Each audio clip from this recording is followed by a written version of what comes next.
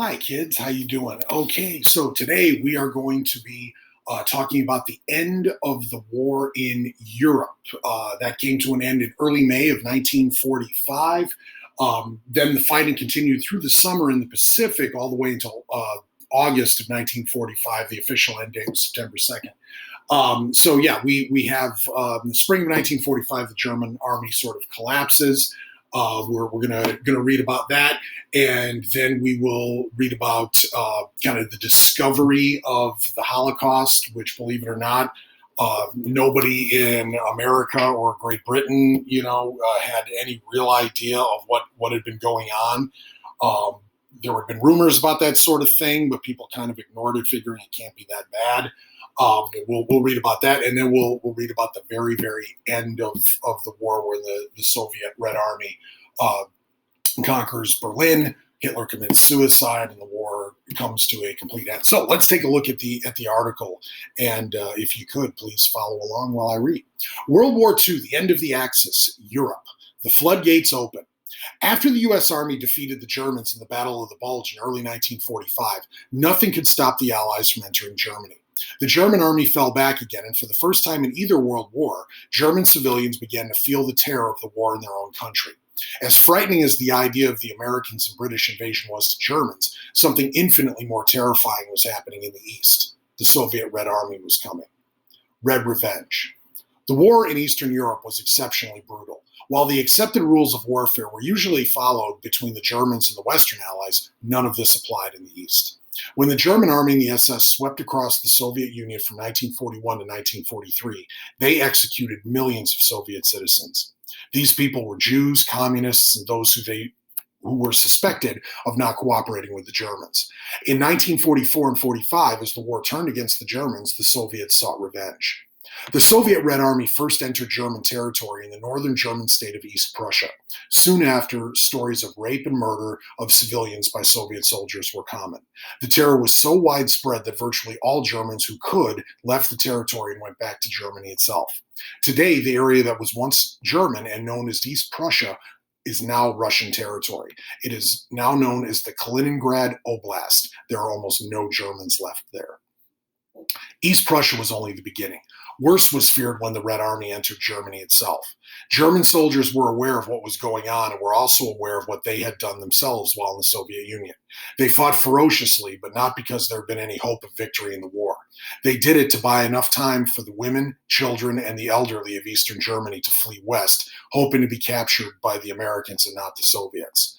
While the Americans were pounding Western German cities into rubble, they usually treated German civilians with much more compassion than the Red Army. Discovering the final solution. As the Americans swept across Germany in the spring of 1945, they began to discover hundreds of German concentration camps overflowing with starving, diseased inmates. The term concentration camp had been in existence even before the war, but the Americans believed the camps were used to house actual criminals and opponents of the Nazis.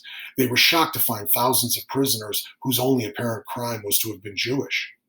Of course, everyone knew about German persecution of Jews from way back in the 1930s. However, nobody in the West believed the Nazis would try to completely exterminate an entire race of people. Dark rumors of mass executions floated to the Allies during the war, but since much of this occurred in Eastern Europe and the Soviet Union, where reliable news was hard to get even in the best of times, there was no real evidence. Also, people remembered stories of alleged German atrocities in World War I, most of which turned out to be false. When the same things were said in World War II, people largely did not believe it. But this time it was true, beyond anybody's worst nightmares. The bunker. When the Allies collapsed in on Germany from all sides, Adolf Hitler retreated into his bomb-proof underground bunker in the center of Berlin.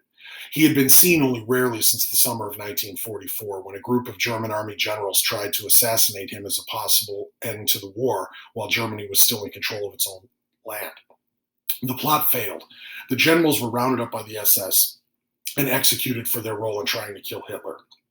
After that, even though the German army was fighting and dying every day to try to save what they could of Germany, Hitler refused to trust the army and regarded them as traitors to his cause.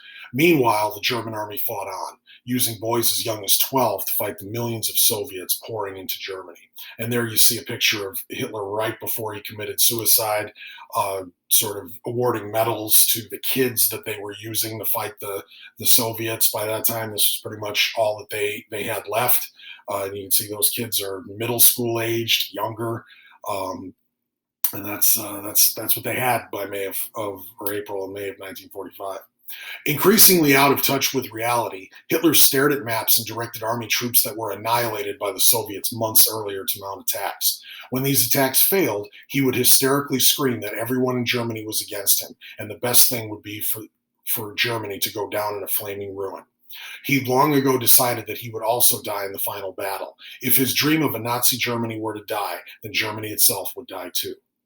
A month earlier, Italian resistance fighters captured the Italian dictator Benito Mussolini and executed him. Afterward, they hung his body upside down in the Milan town square so the Italian people could spit at the Duce's corpse. Hitler had no intention of going out that way. He decided he would commit suicide and directed the SS to burn his body so nothing remained. As the Soviets fought to within a few yards of the entrance to the bunker, Hitler committed suicide alongside his longtime mistress Eva Braun, whom he married the day before.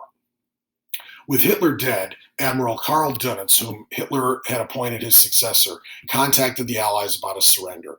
He stalled for a few more days to allow as many German citizens as possible to flee west into what would become the British and American occupation zones of Germany. They hoped to avoid the eastern part of Germany, which would become the Soviet zone.